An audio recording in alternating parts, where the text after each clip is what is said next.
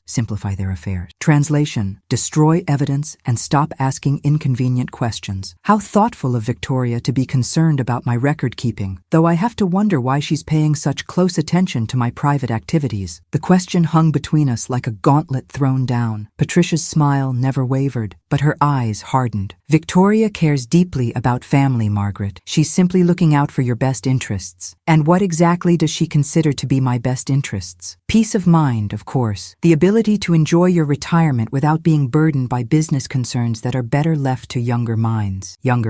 The insults were getting less subtle by the minute. "I appreciate the concern, Patricia, but my mind is as sharp as ever. In fact, I've been remembering all sorts of interesting details lately, things I thought I'd forgotten." Before Patricia could respond, the lights dimmed slightly and Victoria returned to the podium. But this time, something was different in her demeanor. The polished confidence was still there, but underneath it was something harder, more desperate. Ladies and gentlemen, before we conclude this wonderful evening, I'd like to share something personal with all of you. As many of you know, my husband and I have been living with his mother while we renovated our home. Victoria's smile was warm, but her eyes found mine with laser precision. Margaret has been so generous, opening her home to us, sharing her wisdom and experience. But we've recently realized that perhaps it's time for all of us to embrace the next chapter of our lives. Where was this going? James and I have been discussing the future, and we believe it would be best for everyone if Margaret could find a living situation more suited to this stage of her life. Somewhere with less responsibility, fewer burdens, somewhere she can truly relax and enjoy the company of people her own age. The room went silent. Victoria had just publicly announced that they were kicking me out of my own house, the house David built, the house where I'd raised James, the house that served as headquarters for Sullivan & Co. Of course, Victoria continued, we want to make sure Margaret is comfortable and well cared for. We've been researching some lovely retirement communities, places where she can have the support she needs as she adjusts to the changes that come with aging. Retirement communities. She was suggesting, in front of 200 of Boston's most influential people, that I needed to be put in a facility.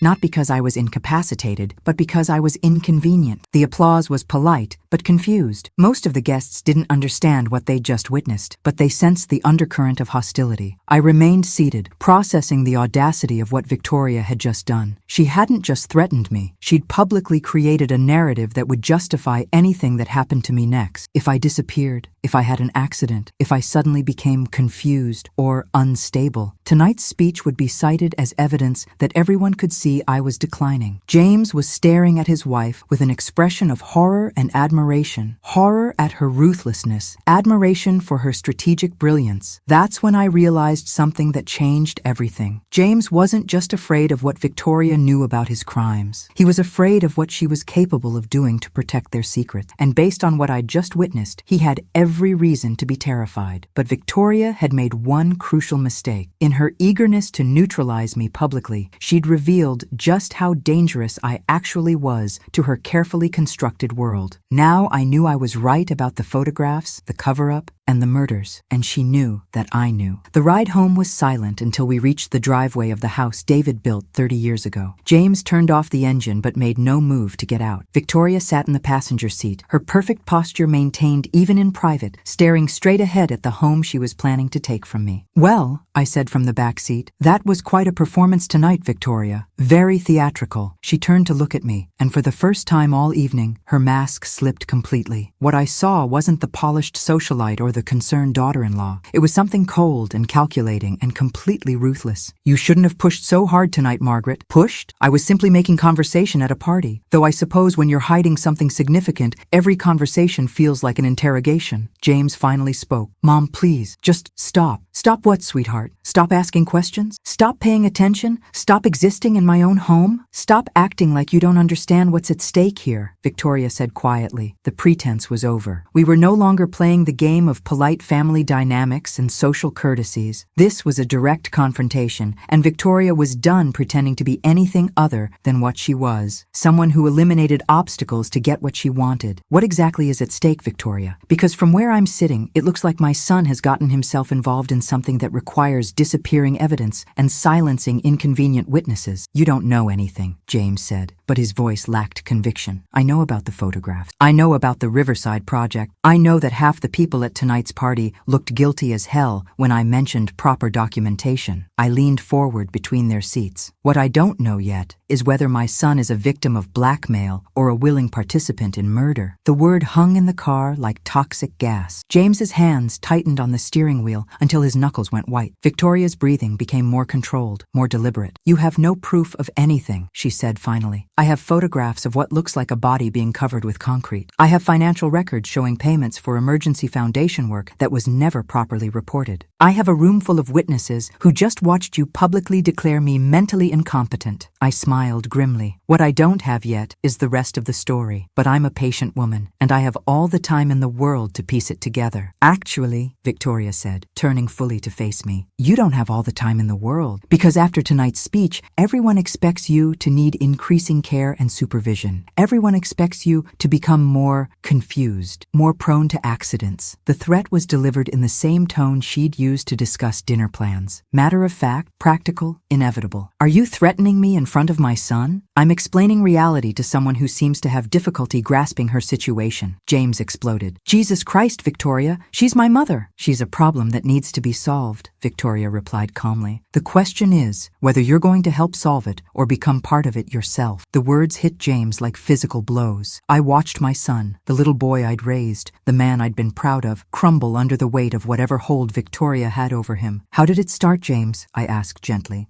When did you first realize what you'd gotten involved in? He was quiet for so long, I thought he wouldn't answer. Then, in a voice barely above a whisper, the Riverside project was supposed to be simple. Emergency foundation work for a private client. Cash payment, no questions asked, no official documentation. What kind of emergency? Victoria's Uncle Thomas said they needed to reinforce a foundation that was showing stress fractures. Time-sensitive work that couldn't wait for permits and inspections. The client was willing to pay triple our usual rate for immediate service and discretion. I could fill in the blanks. But when you got there, it wasn't foundation work. There was already a hole dug, deep, with something wrapped in plastic at the bottom. James's voice broke slightly. Thomas said it was just construction debris that needed to be disposed of properly, that environmental regulations made legal disposal too complicated and expensive. And you believed that? I wanted to believe it. The money was... We needed the money, Mom. The company was struggling more than I told you. Dad's medical bills, the loans he took out before he died, the contracts that fell through after his death. We were 3 months away from bankruptcy. The confession hit me like a punch to the stomach. James had been protecting me from knowing how close we were to losing everything David had built. While I was grieving my husband, my son was drowning in debt and accepting criminal contracts to save the company. So you poured the foundation over whatever was in that hole, I said. I supervised the pour. I made sure it was done right, that nothing would ever surface. I told myself that whatever it was already dead. I was just cleaning up. And then, Victoria answered, then there were more emergency projects, more private clients who needed discretion, more opportunities to save Sullivan & Co. and build our future together. The pattern was clear now. Victoria's family had identified James as vulnerable, grieving, financially desperate, and legally responsible for a company he wasn't prepared to run. They'd offered him a lifeline that came with strings attached. Each project had implicated him deeper until he was completely under their control. How many bodies, James?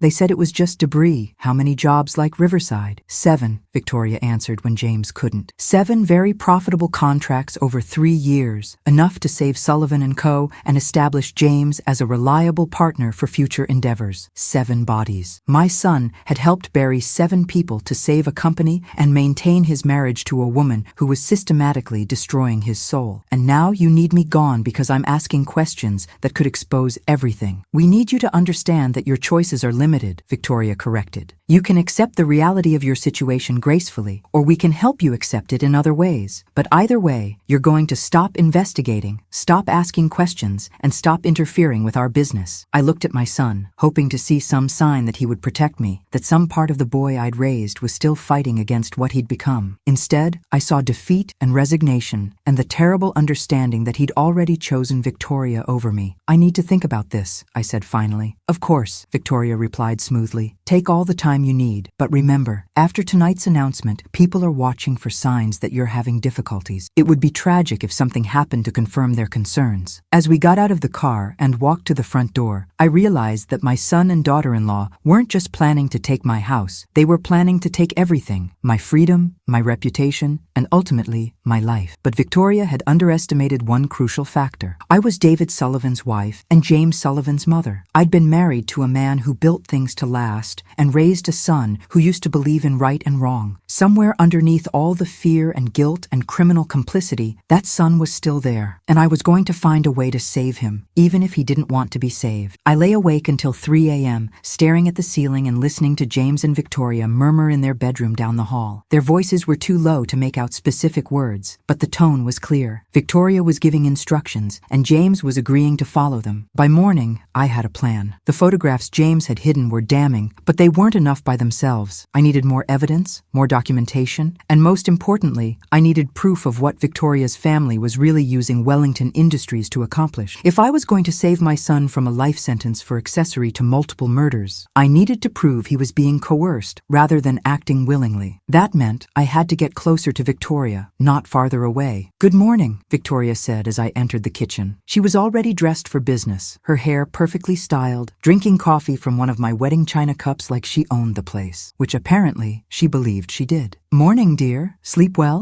"Very well, thank you. James had to leave early for a site inspection, but he asked me to discuss living arrangements with you." She set down her cup with deliberate precision. "We've identified several excellent facilities that would be perfect for someone with your evolving needs." I poured myself coffee and sat across from her at the table where I'd eaten breakfast with David for 25 years. "How thoughtful. Though I'm curious about something first." "Oh?" "Last night's speech mentioned that people our age should focus on the future rather than dwelling on the past. But some of us have pasts that are more complicated than others, don't we?" Victoria's expression didn't change, but her hand paused halfway to her coffee cup. "I'm not sure what you mean." "I mean that Wellington Industries has been acquiring smaller companies for decades, and I imagine some of those acquisitions involved difficult circumstances, when families won't sell, when properties have complicated histories, when previous owners become problematic. Business acquisitions are always challenging," Victoria agreed carefully. "Of course, and I imagine that sometimes the easiest solution is to make sure the problematic elements are properly buried where they can't cause future difficulties." We were talking in code now, but the message was clear. I was telling her that I understood exactly what her family's business model involved, and she was evaluating whether that made me more dangerous or more useful. "You know, Margaret, I think I may have misjudged you last night. Perhaps we've been approaching this situation all wrong." "How so?" Victoria leaned forward, her posture shifting from dismissive to conspiratorial. "James seems to think you're a liability, but I'm beginning to wonder if you might actually be an asset. Someone with your understanding of practical realities might be very valuable in our expanded operations." The offer was breathtaking in its audacity. Victoria wasn't just threatening to have me killed. She was suggesting I could join the family business instead. What exactly would that involve? "Sullivan & Co. has been handling our special projects beautifully for 3 years now. But as we expand operations, we need someone with management experience who understands the importance of discretion. Someone who knows how to keep records organized and employees motivated." She was offering me a job managing the murder division of her family's development empire. The woman had no conception of normal human morality. "And James, how does he feel about this possibility?" "James is learning to see the bigger picture. His father may have built Sullivan & Co. on idealistic principles, but idealism doesn't pay the bills. James understands now that success requires pragmatic choices. Pragmatic choices like burying bodies under building foundations." Victoria smiled, and for the first time since I'd met her, the expression seemed genuine. "Exactly like that. The development business has always been about clearing obstacles, Margaret. We've simply become more efficient at permanent solutions." She was confessing to multiple murders while offering me a management position. The woman was either completely insane or completely confident that I had no choice but to accept. "What happens if I'm not interested in joining the family business?" "Then you become one of the obstacles that needs to be cleared." Victoria's tone remained conversational, as if we were discussing vacation plans. "Last night's speech established the narrative. Everyone expects you to experience increasing confusion and declining judgment. If you refuse to accept reasonable care arrangements, that confirms their concerns. If you have an accident while resisting help, that's tragic but predictable. And James would go along with that? James will go along with whatever ensures his survival and his continued freedom. He's already implicated in 7 murders, Margaret. At this point, his only choice is to stay loyal to the people who can protect him from the consequences." The casual mention of 7 murders confirmed what I'd suspected. Victoria saw killing as just another business tool, no different from legal briefs or construction contracts. She'd systematically corrupted my son by making him complicit in murders, then used that complicity to control his future choices. But she'd also just given me exactly what I needed: a clear confession of multiple murders and an admission of blackmail. The problem was proving it in a way that would hold up in court and protect James from prosecution. "I need some time to consider your offer," I said finally. "Of course, but don't take too long. We have several properties properties in development that will require special foundation work soon. It would be helpful to know whether we can count on your supervision. More murders were being planned. Victoria wasn't just confessing to past crimes, she was announcing future ones. After Victoria left for her office, I went straight to James's old room and retrieved the photographs. But this time, I looked at them with the knowledge Victoria had just provided. These weren't random crime scenes. They were specific development properties where Wellington Industries had encountered resistance from previous owners or neighbors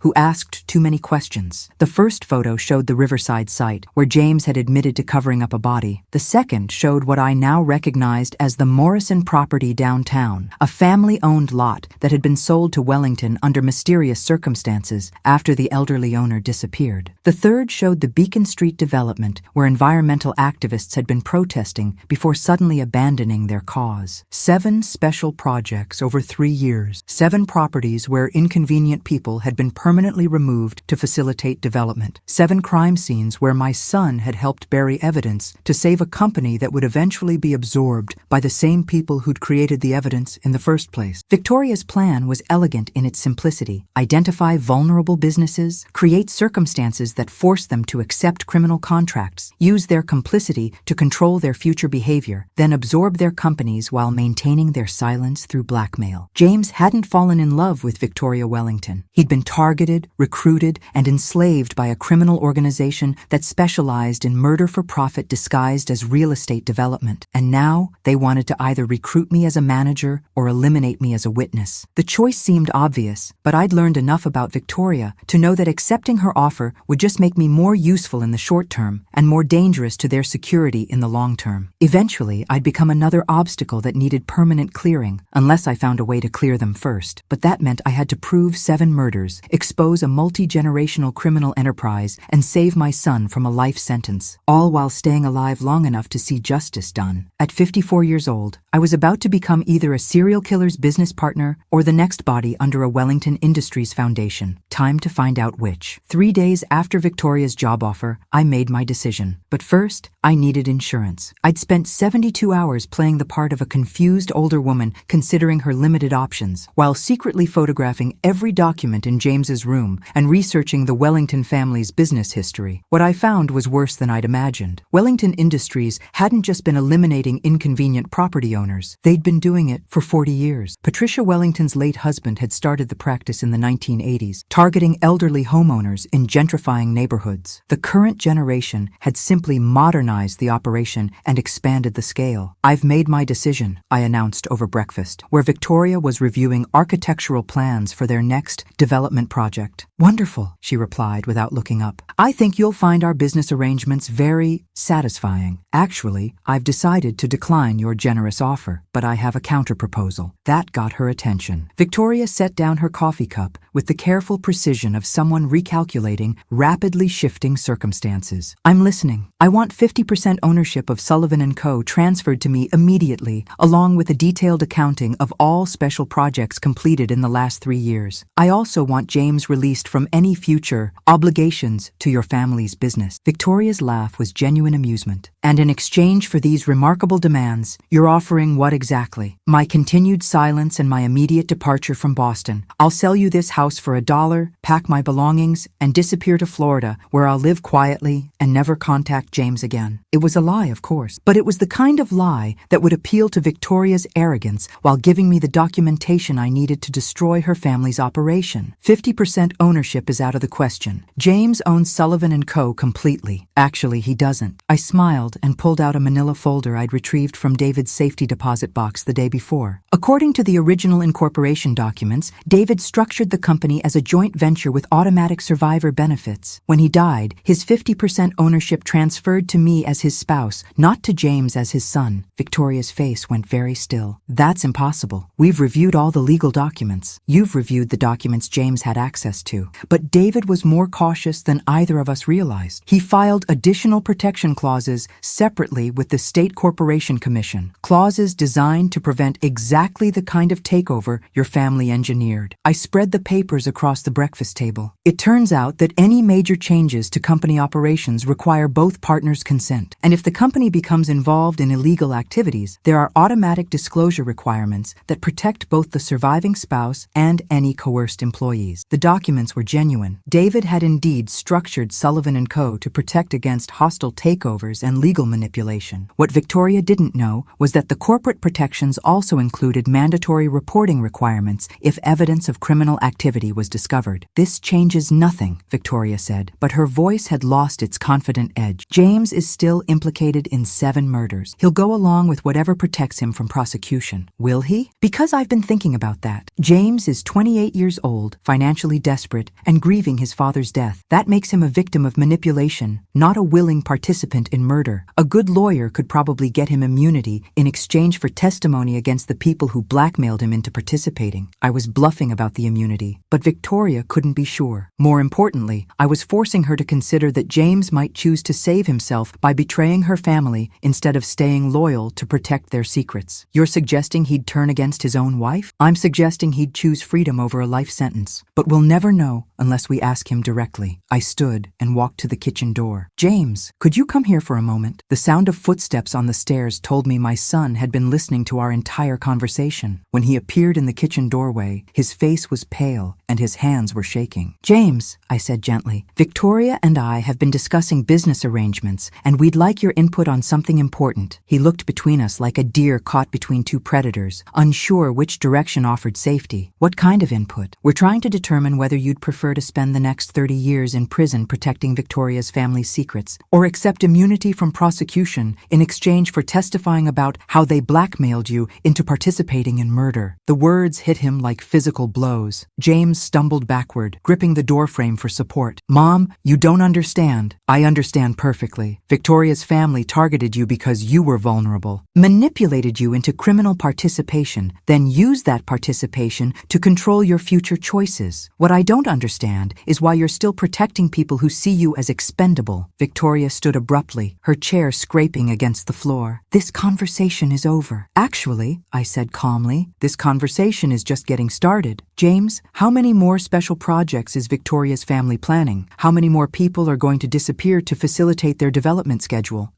They don't tell me everything. They don't tell you everything because they don't trust you completely. You're useful for now, but eventually you'll become a liability they need to eliminate." I met his eyes directly. "Just like they're planning to eliminate me." James's face crumbled. "They said if I cooperated, if I kept quiet, everyone would be safe. They said no one else had to get hurt. And you believed them? After watching them murder 7 people? I didn't watch them murder anyone. I just cleaned up afterward." Victoria had heard enough. "James, get in the car. We're leaving." "No," he said quietly. The word hung in the kitchen like a gunshot. Victoria turned to stare at her husband with an expression of complete shock. "Excuse me?" I said no. "I'm not going anywhere until Mom explains what she knows and what she's planning to do about it." For the first time since I'd met her, Victoria Wellington looked genuinely frightened. Her carefully constructed world was cracking, and she could see her control over James slipping away. "James, if you stay here and listen to your mother's fantasies, you're going to destroy both our futures. The police won't care that you were manipulated. They'll only care that you participated in 7 murders. But they might care that I was blackmailed into participation by people who threatened to hurt my mother if I didn't cooperate." The admission hit me like a physical blow. Victoria hadn't just been controlling James through financial desperation, she'd been threatening to kill me if he didn't comply with their demands. "They threatened me?" James nodded miserably. "After the first project, when I tried to back out, Victoria's Uncle Thomas showed me photographs of other family members who'd become problematic. He explained that resistance was always temporary, but family relationships were permanent." The pieces clicked into place. James hadn't been protecting Victoria's secrets to save himself. He'd been protecting them to save me. Every time he'd buried evidence, every time he'd stayed silent, every time he'd chosen complicity over conscience, he'd been trying to keep his mother alive. "Oh, sweetheart," I whispered, "you should have told me. What could you have done? They're too powerful, too connected. At least if I cooperated, you'd be safe." Victoria was backing toward the kitchen door, probably calculating her escape options. But I wasn't done with her yet. "Victoria, before you leave, I have one more thing to show you." I pulled out my phone and played a recording from our conversation 3 days earlier, her voice clearly confessing to multiple murders and offering me a management position in their criminal criminal enterprise. I've been recording every conversation we've had for the past week. I have documentation of 7 murders, detailed evidence of your family's blackmail operation, and sworn testimony from your primary witness about coercion and threats. Victoria's face went from pale to ashen. You can't prove anything. It's just recordings that could be faked, documents that could be forged. You're right, which is why I contacted the FBI 2 years ago when I first started noticing irregularities in Wellington Industries' business practices. The kitchen door opened and Special Agent Patricia Chen entered with 2 other federal agents, all wearing bulletproof vests and carrying drawn weapons. Victoria Wellington, you're under arrest for conspiracy to commit murder, racketeering, and operating a continuing criminal enterprise. As they read Victoria her rights and placed her in handcuffs, she stared at me with an expression of pure hatred and grudging respect. How long have you known? She demanded. The FBI has been investigating Wellington Industries for 2 years as part of a broader organized crime task force, Agent Chen explained as they secured Victoria. When Mrs. Sullivan contacted our tip line about suspicious activities, we realized she could help us gather the direct confessions we needed to make arrests. As they led her away, James slumped into a kitchen chair and put his head in his hands. What happens to me now? Agent Chen answered. That depends on your willingness to cooperate with our investigation into Wellington Industries and provide testimony about your coercion. We believe you're a victim of criminal manipulation, not a willing participant in murder. My son looked up at me with tears in his eyes. I'm sorry, Mom. I'm so sorry for everything. You were protecting me the only way you knew how, I replied, putting my hand on his shoulder. Now, let's finish this properly. The FBI raid on Wellington Industries was executed with the precision of a military operation. I watched from Agent Chen's unmarked sedan as federal agents emerged from the building carrying boxes of evidence and escorting handcuffed executives. Patricia Wellington was arrested at her Beacon Hill mansion while hosting a charity luncheon for Boston's social elite. Thomas Wellington was taken into custody at his country club during a board meeting. 7 other Wellington Industries employees were arrested simultaneously at various locations around the city. 43 years of criminal operations, Agent Chen said as we watched the perp walk on the evening news. Your recordings and James's testimony gave us everything we needed to roll up the entire organization. What about the other construction companies they blackmailed? We've identified 6 other firms that were coerced into similar arrangements. None of their owners will face prosecution. They're all being treated as victims of criminal manipulation. The scope of the Wellington family's operation was staggering. 43 years of targeting vulnerable property owners, eliminating resistance through murder, and blackmailing construction companies into disposing of evidence. The FBI estimated they were responsible for at least 37 deaths disguised as disappearances, accidents, or natural causes. James sat beside me in the sedan, looking simultaneously relieved and devastated. How did you know Agent Chen wasn't really with Wellington Industries? Because the FBI had been investigating the Wellington family for 2 years before you ever got involved with Victoria, I replied. Agent Chen was never Margaret Chen, their CFO. She was always Special Agent Patricia Chen, working undercover to build evidence for federal charges. But she was at the dinner party. She was monitoring the dinner party as part of the ongoing investigation. When I contacted the FBI tip line about what I'd discovered, they realized I could help them gather the direct confessions they needed to make arrests. Agent Chen turned from the front seat. Your mother's recordings provided the first clear evidence we'd obtained of the Wellington family discussing their operations directly. Previously, we had suspicious patterns and circumstantial evidence, but never direct admissions of murder. The truth was, the FBI's investigation had been stalled for months before I'd made contact. They'd suspected the Wellington family was involved in criminal activity, but they couldn't prove direct involvement in specific murders. Victoria's arrogance in offering me a management position had given them exactly what they needed to move forward with arrests. What happens now? James asked. Now you testify before a federal grand jury about your coercion and provide detailed information about every special project you were forced to complete, Agent Chen explained. In exchange, you'll receive full immunity from prosecution and enter the witness protection program until the trials are completed. Witness protection. My son would have to disappear, assume a new identity, and start over in a different city under federal supervision. It was the only way to ensure his safety while the remaining members members of the Wellington organization faced justice. What about Mom? She'll be relocated as well, if she chooses. The Wellington family had extensive criminal connections beyond their immediate organization. There may be associates who consider both of you ongoing threats. I'd been dreading this moment. After everything we'd been through, after finally understanding the truth about James's manipulation, and finally exposing the people who'd terrorized our family, we were going to be separated again by circumstances beyond our control. How long would witness protection last? I asked. For James, probably permanently. He's the key witness against a multi-generational criminal enterprise. For you, probably until the trials are completed and all appeals are exhausted. Maybe 18 months. 18 months in witness protection, followed by the possibility of rebuilding a relationship with my son under new identities in a new city. It wasn't the ending I'd hoped for, but it was better than watching James spend his life in prison or waiting for Victoria's associates to eliminate us both. There's one more thing, Agent Chen said. Victoria Wellington has been attempting to negotiate a plea agreement. She's offering information about other criminal organizations in exchange for reduced charges. What kind of information? She claims the Wellington family was part of a larger network of development companies across New England that shared resources and coordinated territorial operations. If her information proves accurate, your case could trigger investigations in 5 other states. The woman who'd threatened to have me killed was now trying to save herself by betraying her criminal associates. It was poetic justice of a sort, but it also meant the danger to our family would continue until every member of the network was imprisoned. Has she mentioned James or me specifically in her negotiations? Agent Chen's pause was answer enough. Victoria was trying to minimize her own culpability by claiming she'd been following orders from higher-ranking members of the criminal network and that James and I posed ongoing threats to their operations that needed to be addressed. She's trying to make us targets for other criminal organizations, James said quietly. She's trying to save herself by making everyone else expendable, I corrected. But that's not going to work this time. 3 days later, I stood in the living room of the house David built, boxing up 30 years of memories, while James packed his belongings in the room where this nightmare had started. The federal marshals had given us 48 hours to settle our affairs before entering protection. Sullivan & Co. would be dissolved, its assets liquidated to pay restitution to the families of Wellington Industries victims. The house would be sold, with proceeds going into a federal account we could access after the trials concluded. Everything David and I had built together was ending, but at least it was ending with justice rather than murder. I found something else, James said, appearing in the doorway with David's letter in his hands. I should have shown you this years ago. You found it when you were packing? I found it the night after Dad died, but I was so scared, so overwhelmed by everything, I just hid it and tried to pretend everything would work out somehow. I took the letter and read it again, thinking about how different things might have been if James had shown it to me 3 years earlier. But then again, if he had, we might never have gathered enough evidence to destroy the Wellington organization completely. He would be proud of you, Mom, James said quietly. You saved us both. We saved each other, I replied, putting the letter back in its envelope. Your father gave us the tools, but we did the work together. As the federal marshals arrived to escort us to our new temporary lives, I took one last look at the house where I'd raised my son, buried my husband, and finally learned to fight for the people I loved. Victoria Wellington had tried to destroy my family by exploiting our vulnerabilities and manipulating our grief. Instead, she'd forced us to discover strengths we didn't know we possessed and brought us closer together than we'd been since David's death. It wasn't the ending I'd planned, but it was the ending we'd earned. And sometimes, that's enough. 6 months into witness protection, I was living as Martha Collins in a modest apartment in Portland, Oregon, working part-time at a local library and learning to rebuild a life from scratch. James, now John Carson, was 300 miles away in Sacramento, working for a small accounting firm and slowly healing from 3 years of psychological manipulation. We talked once a week through secure FBI channels, careful conversations monitored by federal agents, but precious to both of us. He was doing well, seeing a therapist, and gradually accepting that he'd been a victim rather than a willing participant in murder. Then Agent Chen called with news that changed everything. Victoria Wellington died in federal custody yesterday morning. The words hit me like ice water. How? Apparent suicide. She was found in her cell with a braided bedsheet around her neck. But there are some irregularities that concern us. I sat down heavily in my small kitchen, processing the implications. Victoria's death meant the prosecution's key witness was gone, potentially undermining the cases against her family members and associates. What kind of irregularities? The timing, primarily. Victoria was scheduled to begin detailed testimony about the broader criminal network next week. Her death came 12 hours before she was supposed to reveal the identities of organization leaders in other states. You think she was murdered? I think she was eliminated to protect higher-ranking members of the organization, which means the danger to you and James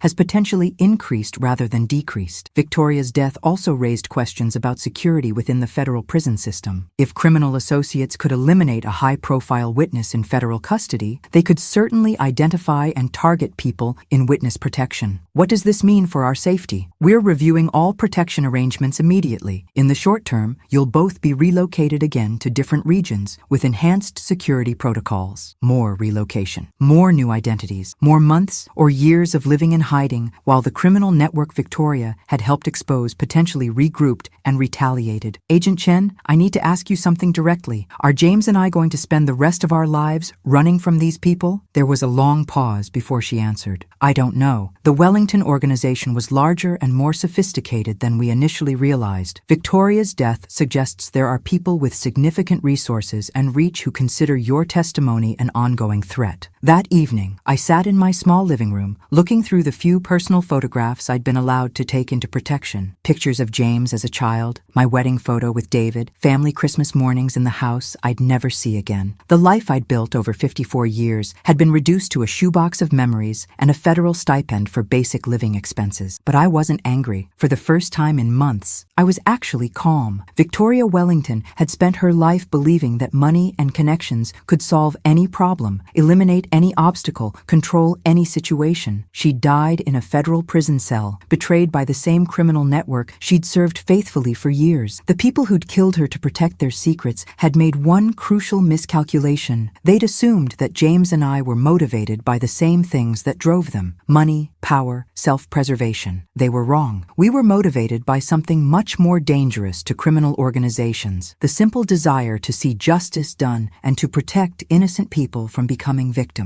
And that motivation wasn't going to disappear because they'd murdered Victoria or because they were threatening to hunt us for the rest of our lives. 2 days later, I made a decision that would either ensure our permanent safety or get us both killed. I called Agent Chen and told her I wanted to come out of witness protection. Margaret, that's not advisable given recent developments. I want to testify publicly about everything I know regarding the Wellington organization's operations. I want to hold press conferences, write detailed statements for publication, and make sure every piece of information I possess about their criminal network becomes part of the public record. That would make you an even larger target. No, it would make me a useless target. Right now, they want to silence me because I have information they need to keep secret. If I make all that information public immediately, killing me won't accomplish anything except drawing more attention to their activities. It was a calculated risk based on my understanding of criminal psychology. Organizations like the Wellington Network killed witnesses to prevent testimony and protect secrets. They rarely killed people for revenge after their secrets were already exposed, because murder only confirmed guilt and attracted law enforcement attention. You'd be giving up all protection in exchange for a strategy that might not work. I'd be trading indefinite hiding for the possibility of getting my life back. And more importantly, I'd be making sure that other families don't go through what James and I experienced. Agent Chen was quiet for several minutes. I'd need to discuss this with my superiors and with federal prosecutors. The decision would also require James's consent. Since your public testimony would necessarily involve his experiences, then let's ask him. The secure conference call with James took place the next morning. When I explained my proposal, his initial reaction was exactly what I'd expected. Mom, you're talking about painting a target on both our backs. The target is already there, sweetheart. The only question is whether we're going to spend our lives hiding from it or do something that makes the target irrelevant. What if it doesn't work? What if they kill you anyway? Then at least I'll die fighting instead of hiding, and you'll be safe because all the information will already be public. James was quiet for a long time. Finally, what would Dad do? The question went straight to my heart. Your father would say that the people who threaten innocent families need to be stopped, even if stopping them involves personal risk. He'd say that hiding from bullies only only works until they decide hiding isn't enough. Then let's do it. Agent Chen's superiors were less enthusiastic about the plan, but they ultimately agreed that public disclosure might provide better long-term protection than indefinite witness protection. More importantly, James's detailed public testimony about coercion and manipulation could help other victims of similar criminal schemes recognize their situations and seek help. The press conference was scheduled for the following week in Boston, with full federal security and media coverage guaranteed by cooperation with major news outlets. I was going home to face the people who destroyed my family, and this time I wasn't hiding behind false identities or federal protection. This time I was going to tell the whole truth about Victoria Wellington's criminal organization, Consequences Be Damned, and if they wanted to try to silence me after that, they'd have to do it in front of the entire country. The press conference was held in the same ballroom at the Fairmont Copley Plaza where Victoria had announced my mental decline 6 months earlier. The irony wasn't lost on me as I sat at a table facing dozens of reporters, cameras, and federal agents. James sat beside me, looking nervous but determined. Agent Chen flanked my other side, with additional federal marshals positioned throughout the room. If the remaining members of the Wellington criminal network wanted to eliminate us, they'd have to do it in front of national media. Ladies and gentlemen, I began. 6 months ago, my daughter-in-law, Victoria Wellington, used this same room to announce publicly that I was experiencing mental decline and needed to be placed in a care facility. Today, I'm here to explain why she really wanted me silenced. For the next hour, I detailed everything: the photographs, the coerced participation, the threats against my family, the systematic murder of property owners who opposed Wellington Industries development projects. James provided corroborating testimony about his manipulation and blackmail. The reporters were riveted. The story had everything: multi-generational criminal conspiracy, real estate corruption, family betrayal, and a body count that spanned 4 decades. Mrs. Sullivan, one reporter asked, "Why are you willing to expose yourself to potential retaliation by going public with this information?" "Because hiding from criminals doesn't make them go away," I replied. "It just gives them more time to find new victims. My son and I were targeted because we were vulnerable and isolated. The best protection against predators is sunlight and community awareness. What message do you have for other families who might be facing similar manipulation?" James answered that question. "Don't suffer in silence. Don't assume you're protecting people by keeping criminal secrets. And don't believe that cooperation will keep you safe indefinitely. Organizations like the Wellington Network see victims as expendable resources, not protected partners." The press conference made national headlines. By evening, our story was being covered by every major news outlet, with legal experts analyzing the case and law enforcement officials promising investigations into similar operations in other states. More importantly, our public disclosure triggered exactly the response I'd hoped for. Other victims came forward. Within 48 hours of the press conference, the FBI had received over 100 calls from people reporting similar experiences with development companies across New England. Property owners who'd been threatened, construction companies that had been blackmailed, family members of people who'd disappeared after opposing development projects. "You were right," Agent Chen told me during a follow-up meeting. "Going public made you less valuable as a target and more dangerous to eliminate. We've had no credible threats against either of you since the press conference." "And the broader investigation?" "Your testimony has triggered coordinated investigations in 6 states. We've identified at least 12 other development companies with connections to the Wellington organization. Arrest warrants have been issued for 37 individuals. The criminal network Victoria had helped expose was unraveling rapidly, with each arrest leading to new evidence and additional prosecutions. By making our experience public, James and I had effectively destroyed the secrecy that protected the entire operation. 3 weeks later, I received a phone call that surprised me more than Victoria's job offer had. "Mrs. Sullivan, this is Robert Morrison. You probably don't know me,